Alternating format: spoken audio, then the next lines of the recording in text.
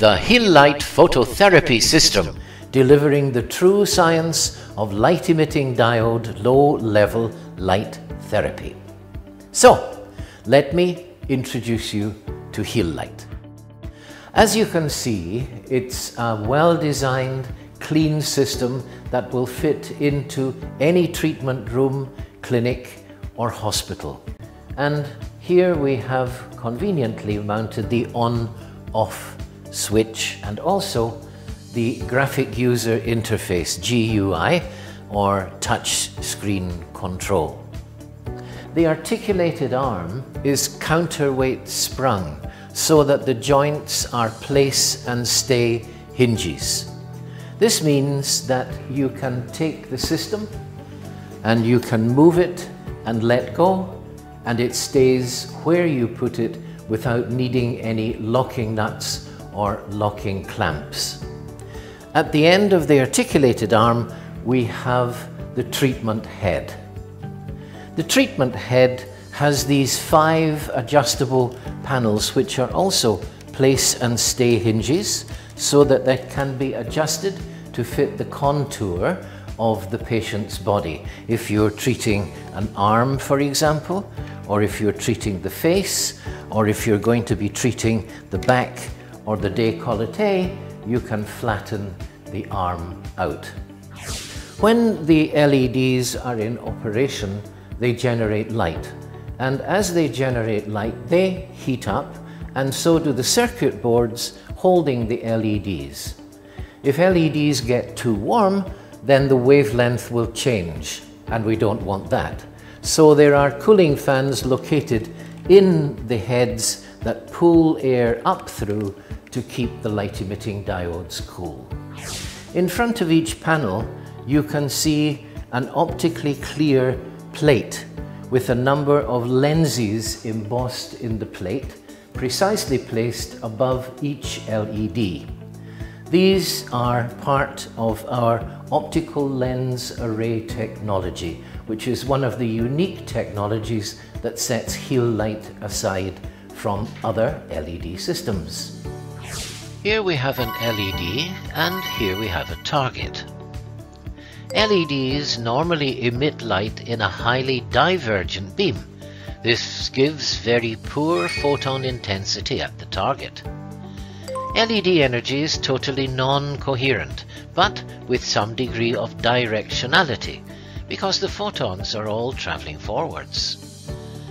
Because LED energy is non-coherent, it cannot be focused or collimated like a laser diode, but we can add a semi-collimating lens.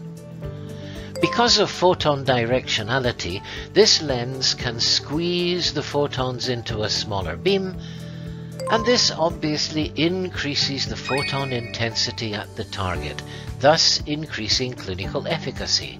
That is the principle behind Healight's optical lens array technology. This is what the optical lens array looks like. It's an optically clear plate with many little lenses embossed in it, exactly aligned with each LED. And then when the optical lens array is in place, you can see that the output is the same, but the intensity at the target is dramatically increased, thereby increasing clinical efficacy. Before starting treatment, it's important to set up the head at the right distance from the target tissue.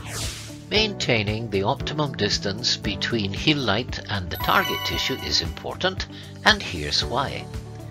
Here's a panel viewed side-on with the optical lens array in place in front of the LEDs.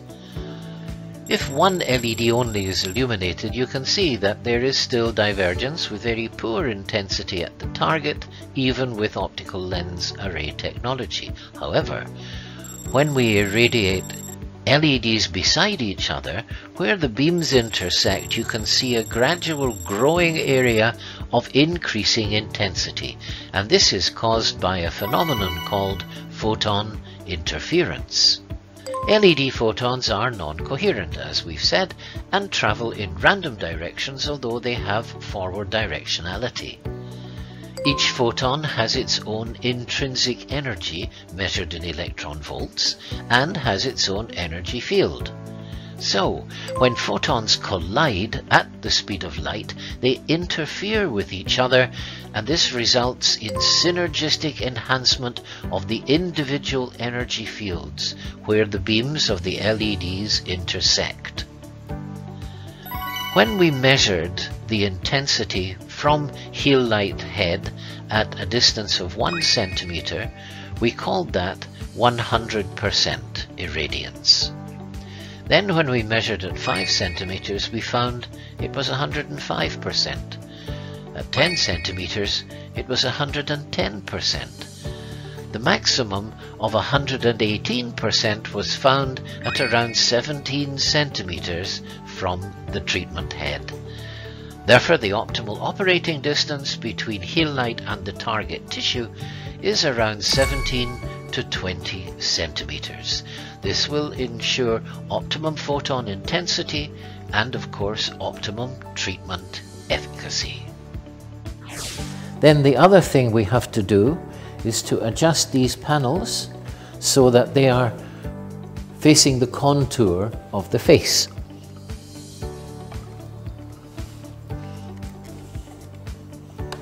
There we go. Very nice.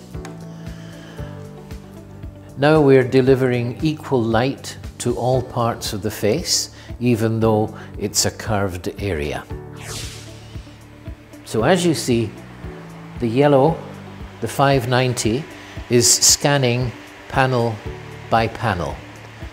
And during this first 1 minute, the target is only the epidermis, and in particular, the cells that keep the epidermis healthy.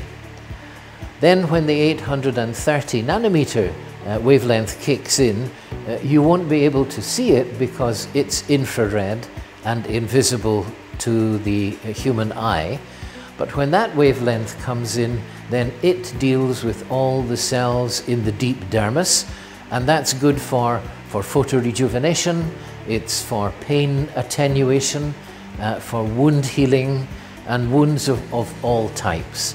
Final Heal-Light head, and the most versatile, is the 830 nanometer near-infrared head coupled with 590 nanometers.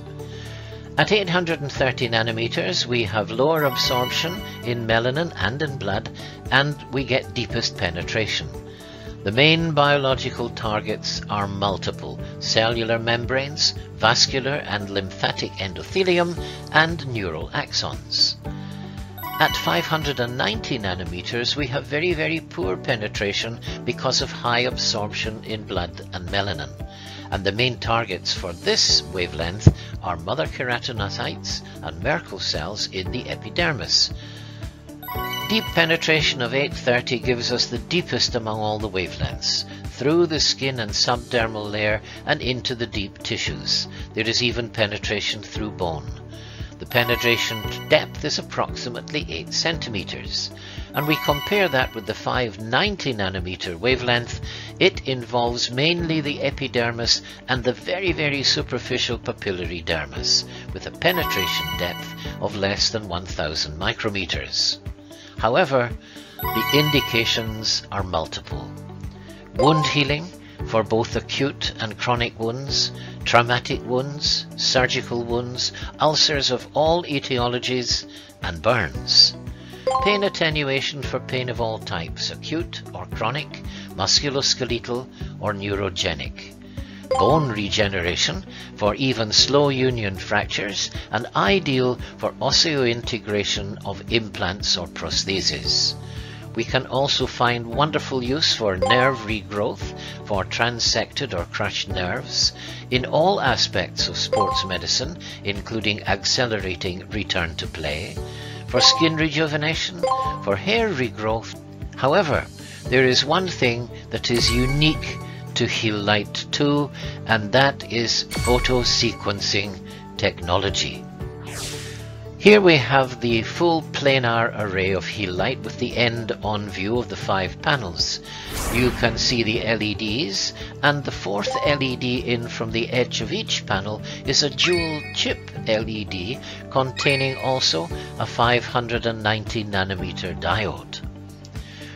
You can see on this contoured target, when we turn the system on for the first time, we get this cycling of yellow, 100 microjoules per square centimeter per panel.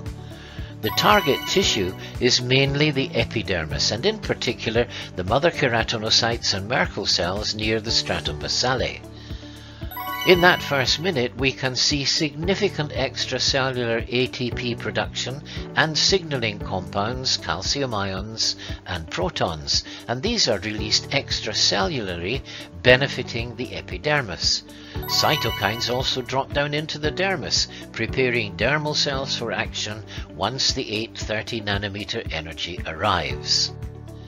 After that first minute, all of the 830 nanometer LEDs are activated, with an irradiance of 100 milliwatts per square centimeter, several orders of magnitude greater than the 590 LEDs. The dose is 60 joules per square centimeter. But you'll notice that the 590 LEDs keep on cycling, but now clinical efficacy is totally washed out. The main advantage, of course, is that 830 nanometers is near infrared and therefore is invisible. And because the yellow 590 LEDs keep cycling, the patient can see that something is actually happening.